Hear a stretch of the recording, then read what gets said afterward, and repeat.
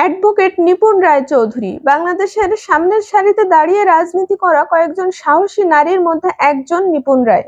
নিপুণ রায় বর্তমান ঢাকা জেলা বিএনপির সাধারণ সম্পাদক ও বিএনপির নির্বাহী কমিটির সদস্য। এছাড়াও তিনি কেরানীগঞ্জ উপজেলা শাখা বিএনপির সভাপতি।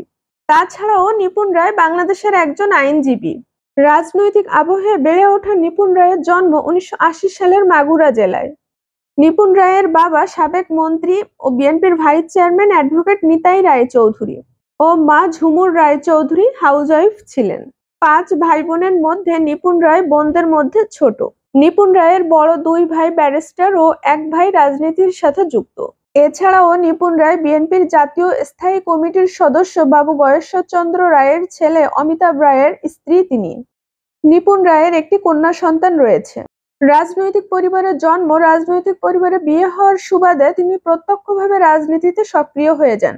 তবে রাজনীতির হাতেখড়ি হয়েছে বিয়ের পর। বাবার থেকে রাজনীতির উৎসাহ পেতেন, কিন্তু পূর্ণতা পেয়েছে বিয়ের পর শ্বশুরের হাত ধরে, শ্বশুরের সহযোগিতায়। তবে নিপুণ রায় বাবা কিংবা শ্বশুরের ক্ষমতা বা রাজনৈতিক পদবি ব্যবহার করে নয়, নিজ কর্মগুণে মেধা দিয়ে বেগম জিয়াকে মুগ্ধ করেছেন, দলের নেতাকর্মীকে মুগ্ধ করেছেন এবং রাজনীতিতে নিজের আসন পাকাপোক্ত করে নিয়েছেন। ইডেন কলেজের সাবেক এই শিক্ষার্থী ছাত্র জীবন থেকেই ছাত্র দলের রাজনীতির সাথে যুক্ত ছিলেন।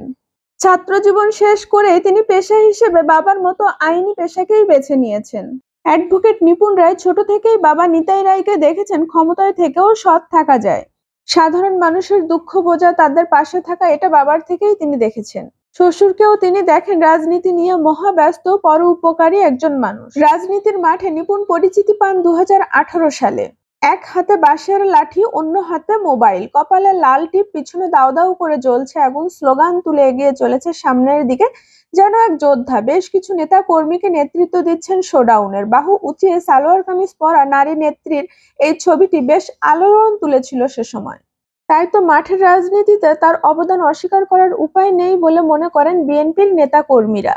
মিছিল, মিটিং কিংবা সভা সমাবেশ সবখানেই তার সমান উপস্থিতি। দিন কি রাত, সকাল কি সন্ধ্যা, দলের সকল কর্মসূচিতেই দেখা যায় নিপুণ রায়কে। নিপুণ রায় বেশ দৃঢ় মনোবলের সাহসী নারী। তিনি যেটা স্থির করেন সেটা করেন এবং খুব সুন্দর গুছিয়ে কথা বলতে পারেন বলেই রাজনীতিতে তার এত জনপ্রিয়তা। তিনি যে কোনো চ্যালেঞ্জিং কাজকে চ্যালেঞ্জ নিয়ে করতে পছন্দ করেন। নিপুণ রায় রাজনীতিতে সক্রিয় হওয়ার পরে বেশ কয়েকবার গ্রেপ্তার হয়েছেন, রিমান্ডে গিয়েছেন এবং কারা নির্যাতন ভোগ করেছেন। 2021 সালে একই মামলায় তিনি 2 বার রিমান্ডে গিয়েছেন।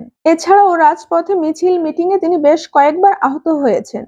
এত কিছুর পরেও নিপুণ রায় বেশ গর্বের সাথেই বলেন, দেশনেত্রী বেগম জিয়াকে যেভাবে জেলে রাখা হয়েছে ষড়যন্ত্র করে, বর্তমান দেশনায়ক তারেক জিয়াকে হত্যার চক্রান্ত, তার মেরুদণ্ড ভেঙে দেওয়া এবং সারা দেশবাসী রাজনৈতিক নেতাকর্মীর উপর যে নির্যাতন, তার কাছে আমাদের এই সামান্য নির্যাতন কিছুই না। একজন হিন্দু হয়ে হিন্দুদের ওপর রাজনৈতিক হামলা প্রসঙ্গে নিপুণ রায় বলেন, বিএনপি জামাত সহ সবাই মিলে মন্দির পাহারা দেব, মরতে হয় মরবো, বীরের বেশেই মরবো। নিপুণ তার বাবা ও শ্বশুরের আদর্শে রাজনীতি করেন।